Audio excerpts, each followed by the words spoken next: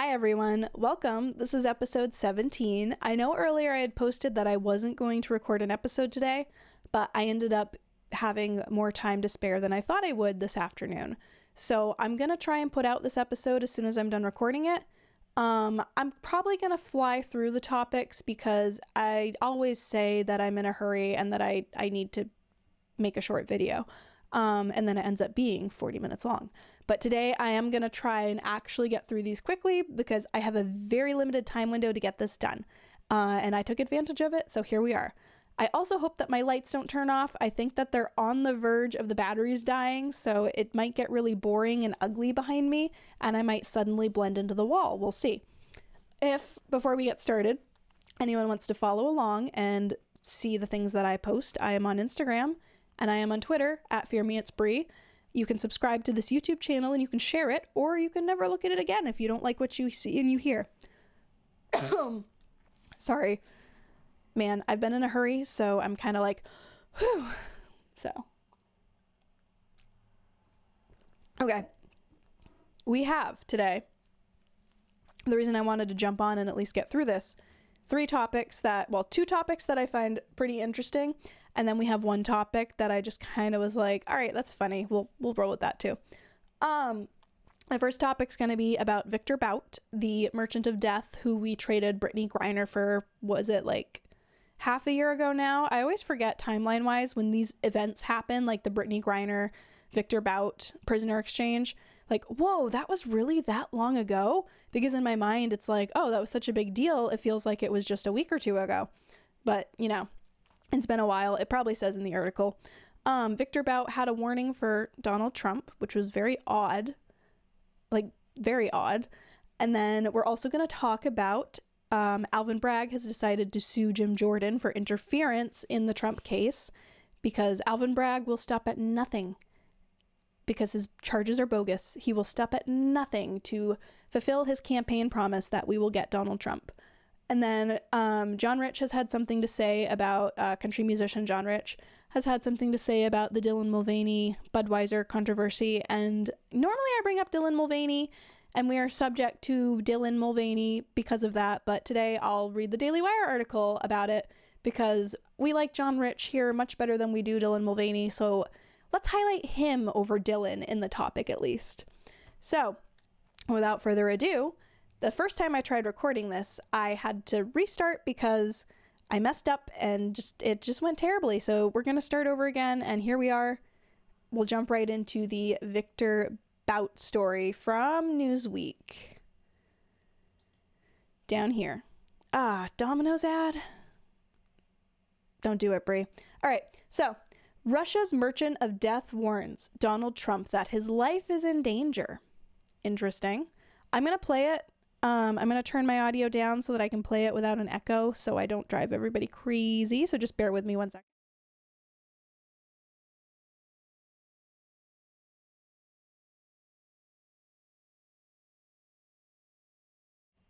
All right, I'm going to turn myself back up in case somebody's listening without visual, just so I can let you know what I'm doing and you're not wondering why it's frozen. There was no volume on that, so I am currently adjusting that, and I'm fixing the video, starting it from the beginning, and now I'm going to turn my own on.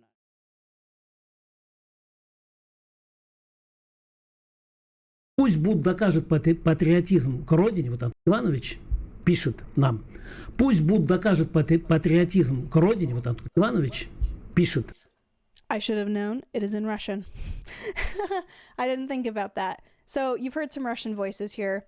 We're gonna just read it because I totally spaced that it was a Russian news channel, so duh, it's gonna be in Russian. I'm not just gonna make you sit here and listen to Russian.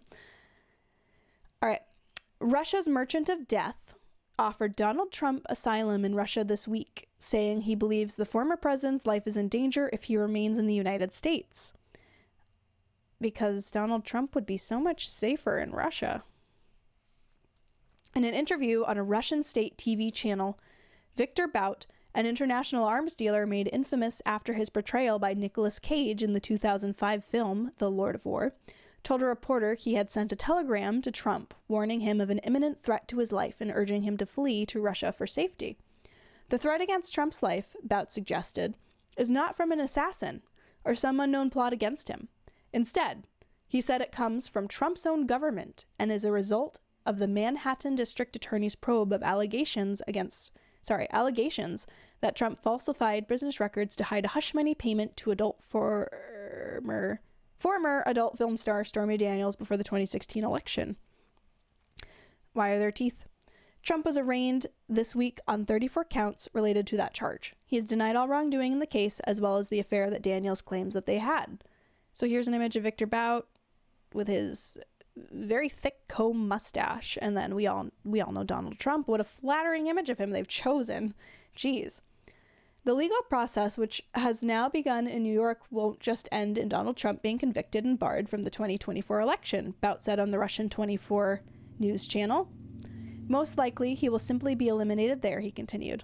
Therefore, I think it is the best interest of all humanity, and primarily of the American people, to invite Donald Trump here to Russia, to give him security and protection here, so he leads this uprising against the globalists, and most importantly, does not allow the elimination of the American people. Newsweek reached out by email to the Trump presidential campaign for comment. Bout made headlines internationally after he was party to a prisoner exchange between the United States and Russia for basketball star Brittany Griner this past December. Brittany was sentenced to 9 years in prison after being apprehended at a Russian airport and accused of possession of a small quantity of cannabis. And it says her, but Brittany is a transgender male to female, so I will say he in his luggage. Authorities charged him with drug possession and smuggling. Bout, by contrast, allegedly had familial connections at the very height of the Russian government and had attracted international scrutiny for his alleged crimes long before he was ever charged with anything. He was eventually charged by U.S. officials in 2010 on allegations of lending material support to designated foreign terrorist organizations, conspiring to kill Americans abroad, and conspiring to acquire and use anti-aircraft missiles amid numerous other charges. Some Trump supporters have said the Manhattan case against him is politically motivated, citing a handful of small political donations made to the Democratic causes by the case's leading presiding judge, as well as the political leanings of Manhattan DA Alvin Bragg, a Democrat. Russia's president, Vladimir Putin, has faced several years of scrutiny for his alleged willingness to dispatch his political opponents by any means necessary. So, The most notable example is opposition leader Alexei, and I'm going to admit, I don't know how to pronounce this. I'm going to say Navalny, a fierce critic of Putin who was imprisoned by the Russian government in 2021 for an alleged violation of his parole on charges that international observers say were politically motivated. Navalny nearly died in August 2020 after he was poisoned with a nerve agent. So that's an interesting conundrum there. I'm not really sure what's going on here. Why would Viktor Bout offer Donald Trump asylum in Russia? Has Vladimir Putin made a statement about this? Why does Viktor Bout claim that, I wouldn't say Joe Biden doesn't know what's going on, but the Biden administration and the handlers and people surrounding Joe Biden are interested in killing Donald Trump? Is it like a JFK kind of thing? Like, I'm not sure what's going on. Also, Russia isn't necessarily probably the safest place in the world for Donald Trump to be, considering he wants to run for president. And I would say that Putin probably sees him as a challenge because Russia did not do anything when Donald Trump was in office. Now that Donald Trump's office, the cat's away, the mouse will play, I don't think they want him back in office. So I would wonder if maybe they are trying to draw him over to Russia, maybe to take him out themselves. I don't know. That's speculation on my part, but I thought that was a very weird and interesting thing to look into. So I figured that we could start off with that. And from there, we're going to move on to another topic also involving Donald Trump, because Alvin Bragg has decided to sue Jim Jordan over the letter and the probing into the accusations, right? So NPR article is what we're going to go through. DA Bragg sues Jim Jordan, claiming an unconstitutional attempt to undermine the case. I will tell you right now that I'm pretty sure that all of this is bullcrap.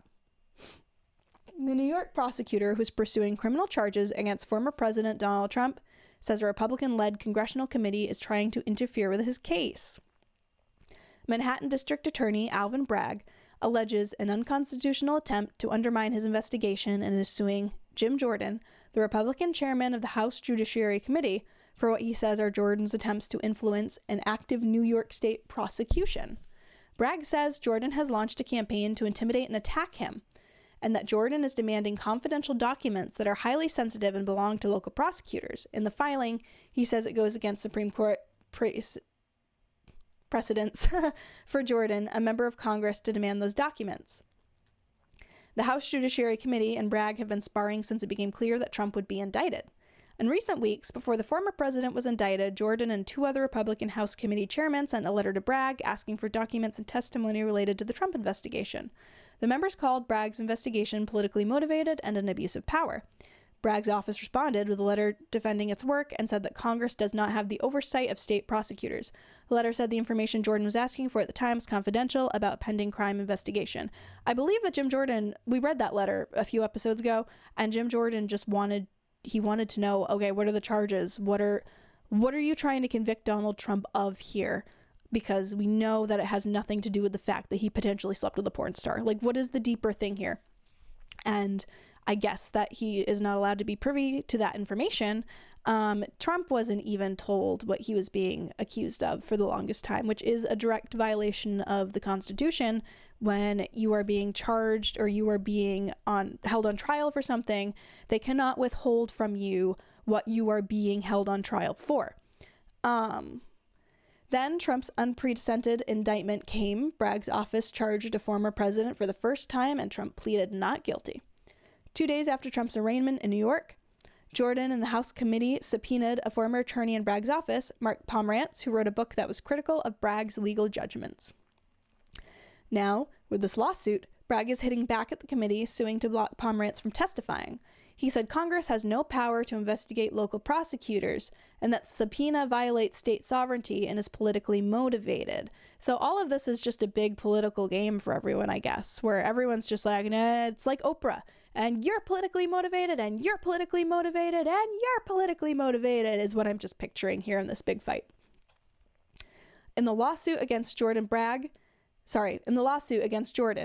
Bragg says he wants the court to invalidate the subpoena issued to Pomerantz and is also asking the court to prevent any future subpoenas on him or any of his current or former employees. Jordan responded to the lawsuit with a tweet saying Trump was indicted for no crime and that Bragg is trying to block congressional oversight. While the lawsuit will move forward in a federal court in Manhattan, Jordan has already announced the committee's next step. The House Judiciary Committee will hold a field hearing Monday in New York featuring the people they're calling victims of Bragg's policies. Then the hearing will take place a short distance from both Bragg's office and the courthouse where Trump was arraigned. A spokesperson for Bragg's office called the hearing a political stunt. So this is just one big political war. It's a little bit ridiculous, honestly. As we've talked about before, the charges are ridiculous. Everything about this whole situation is ridiculous. It shouldn't even be happening, for one. And the fact that Bragg campaigned on, we're going to get Trump, and if he doesn't, send Trump to prison for 136 years, based off of all of this bogus stuff, probably looks pretty bad on him. So I would assume that he would do anything in his power to make sure that Donald Trump goes to prison. So obviously he's going to sue anyone that he thinks is getting in his way, and he's going to try and remove anyone who gets in his way.